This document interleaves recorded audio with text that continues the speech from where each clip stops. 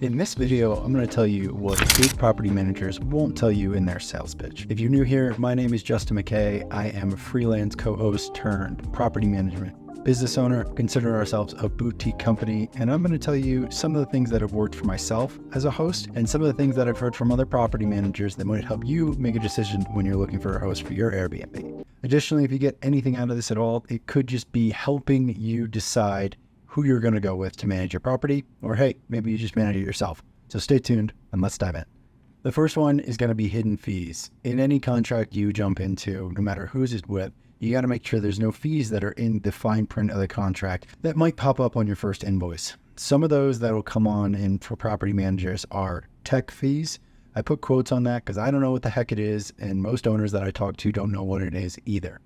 Usually a tech fee is covering the PMS system, something like Hospitable or HostAway, or covering the pricing tool that they're using. Or honestly, I've seen it as just a flat fee, like $200 a month, just to make sure that like batteries are filled, smart lock is in there, and security is all done up.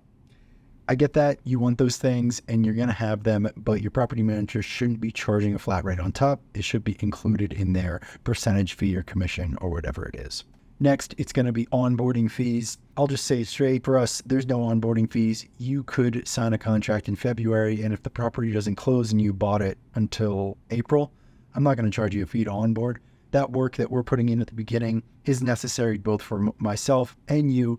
And hey, if you're buying a new property, money is probably slim anyway. Why try to poach and take money from you when I'm trying to build this thing out for the long run? So property managers, if you have an onboarding fee, or hosts, if you're talking to a property manager and they have an onboarding fee, just make sure you're getting your worthwhile for it, or just take it out of there. No need to have it. Next is going to be reimbursement fees. Now, Airbnb and VRBO have a reimbursement process, either AirCover or VRBO's insurance plan. They're both a little bit different, but one thing I hear that property managers do is, in order to complete this process, however many times a month it happens, let's say it's 1 or 2 times, they'll charge an additional fee on top of that for their time.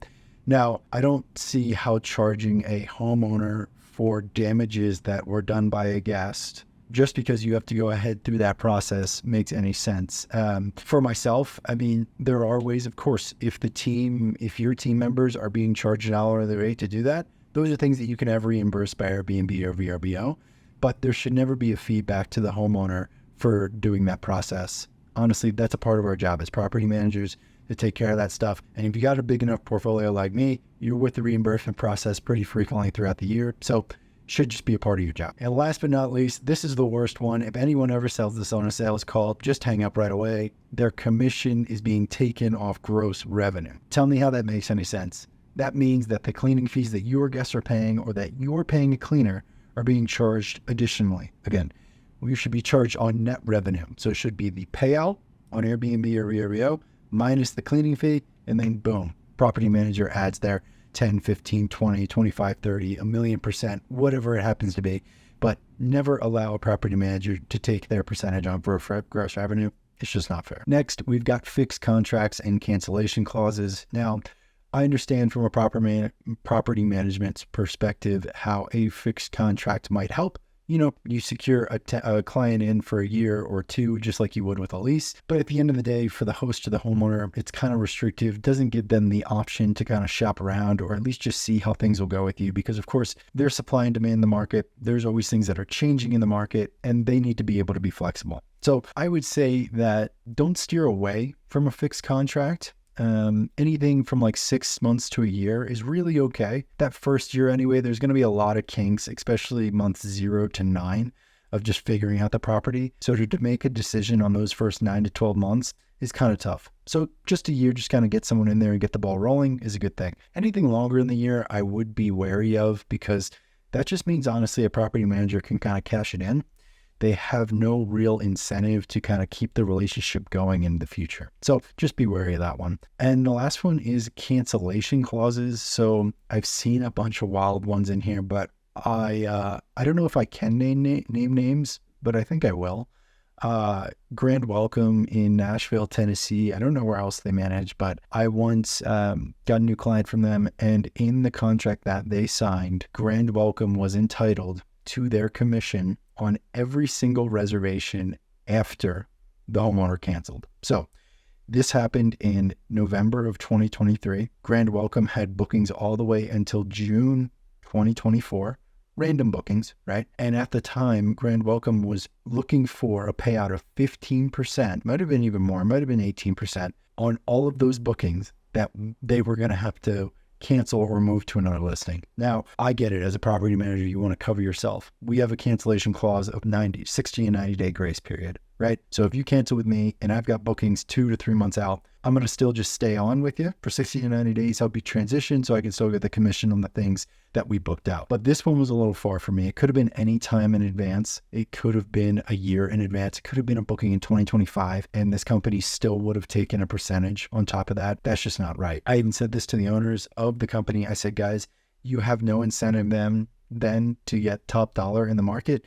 You could go out there and price whatever you want for all of 2024 and 2025, lock in bookings, and then the second someone wants to cancel, they still have to pay you anyway. How's that fair? How does that give any incentive to you to do a good job?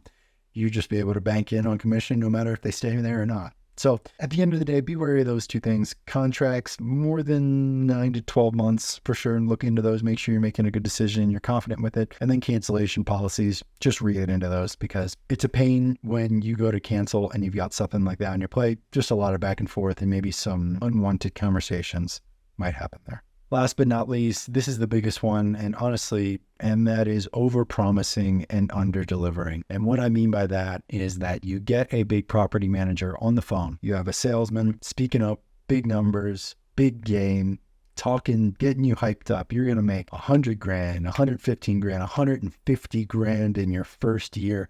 Things are going to be moving smoothly. You're going to be buying all the things you want. You're going to be swimming in money, And all too often, those numbers are solely just outdated projections, not on real market data and real market conditions. And a year and a half in, I can't tell you how many owners I've talked to who are just like, I'm stuck. I'm now stuck with a property manager because we've got longevity in this listing and we haven't been able to pay our mortgage in the last 8-9 months. And the projections that we were given are being missed by 10, 15, 20, 30, even percent. So with that, you got to remember that the sales guy is not your property manager. Those numbers are based on solely projections. It's like guys or girls out there, if you play fantasy football, you know that projections aren't the real thing. They're really just a bunch of stats on the back end. And while they do take statistics in from previous years and current years, it's not really what you're going to get on game day. So think the same thing when you're going through property management sales calls. Really dive in and make sure these are real accurate numbers. I think the best thing to do here is ask your PM if you can talk to other homeowners that they've worked with so you can get some feedback on what has actually transpired in the last year with this company. If you like this video, go click this one right up here where I go dissect some listings. I'll show you the good, the bad, and the ugly of it all and show you what'll work if you want to edit your listings or at least just give some suggestions to your current property manager. Thanks for watching.